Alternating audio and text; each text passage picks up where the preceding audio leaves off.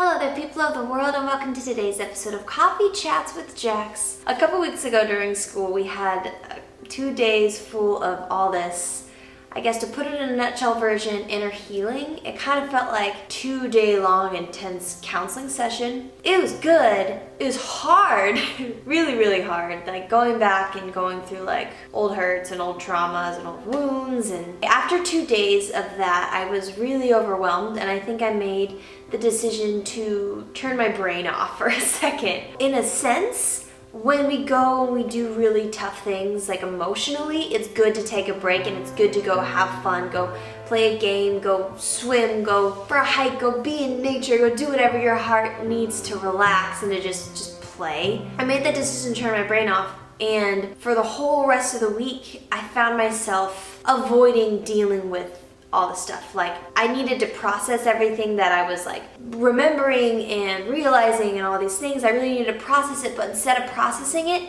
I avoided it like crazy. I had time last week to rest and relax, but I kept making excuses because I knew that if I rest and if I relax, then that means that these things are gonna come into my head and I'm gonna have to process and I'm gonna have to look at the hard stuff. And I got scared of resting. And so instead of resting, I stayed as like ridiculously busy as I could literally all week long. And it almost felt like I was running away from something and I didn't really know what it was. But the whole week I felt like I kind of just like shut off my brain. I was gonna go have fun, which again is good to go have fun, trust me, but I was using that as an escape, as a numbing out type deal. And so at the very end of the week, I kind of crashed. Everything kind of blew up. I started crying like randomly, and I didn't really know what was wrong, and I couldn't really shake this like deep sadness that I was feeling, and the mask that I was putting over my face to like cover up the stuff all week and just show up and have a good time with my friends, and it wasn't really working anymore.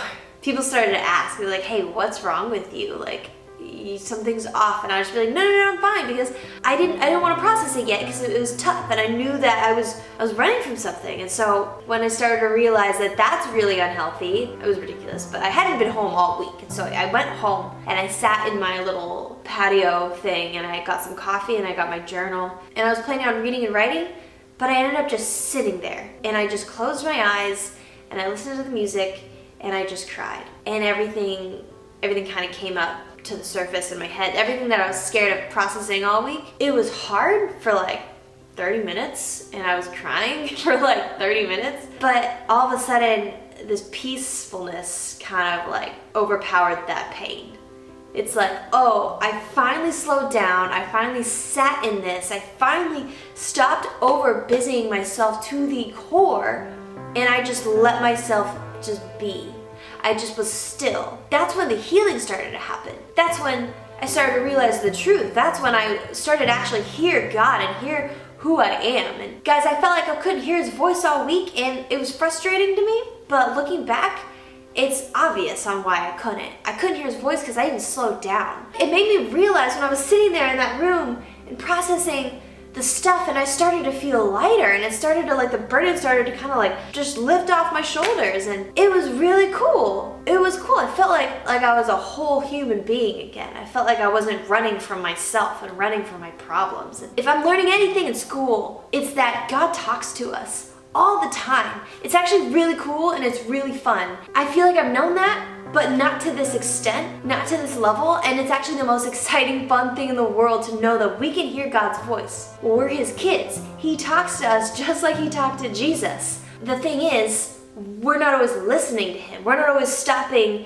and listening. If you look throughout the New Testament, you'll see so many times when Jesus leaves and he goes and is by himself and he's still, and then he listens to God.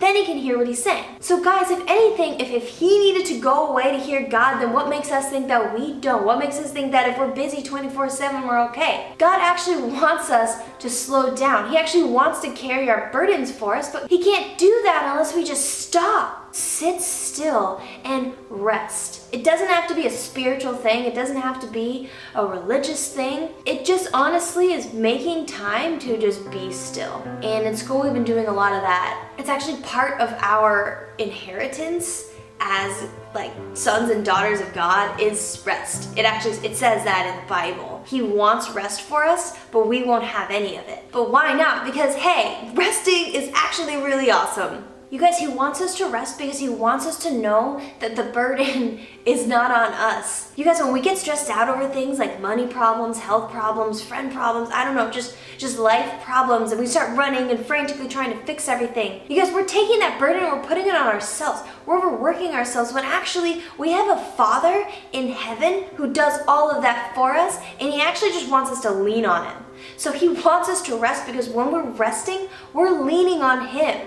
We're giving our burdens, our stresses, our anxieties to Him. That's why He died for us. He died for us to take that from us. And when we try and fix everything on our own, we're actually cheating ourselves of our inheritance as kids of the King of the world. Do you know who your dad is? This video might sound cheesy.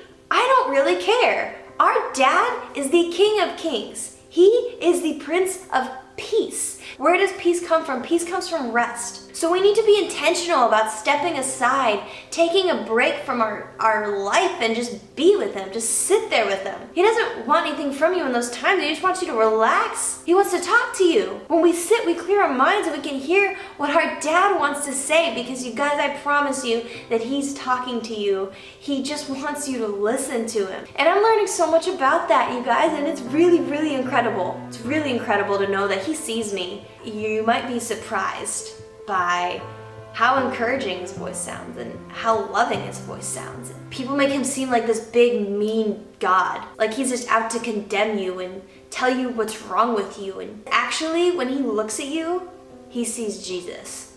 And we can go to Him. Once you open up your heart and just trust what it actually says about God, instead of what the world makes God out to look like, you're gonna be surprised at how true the name Prince of Peace is. You're gonna be surprised at how true it is when the Bible talks about His unfailing love for you. Give yourselves a break. We're not meant to carry all these burdens. He actually asked us to give us His burdens. So let's do that, okay? Wow, yeah. So I love you guys. I appreciate you watching my video this week. This school that I'm going to, my second out of 3 tuition payments is due on Monday, actually, October 10th. I think I have about $619 left to raise, so if you guys want to give to that tuition, that's due on Monday, October 10th. I would so appreciate that from the bottom of my heart, you guys, because the school is changing my life. It's hard sometimes, but I know that there's a lot of purpose behind it. It's why I moved to Nashville. It's what got me here. So if you guys want to help me with that, there's a link in the description box below. Or if you guys want to join my ministry, that's run through my Patreon page, which you can get to by clicking in the link in the description box below, or that box on the side of the screen. That's just gonna be another way for me to share my heart with you, you be more involved in what it is that I'm doing, what it is that I want to say, and help just make our voices louder. Because they're important. What you have to say matters. What you believe matters. Your opinion, it matters. And let's make it heard. Okay, I love you guys, and I will talk to you next week.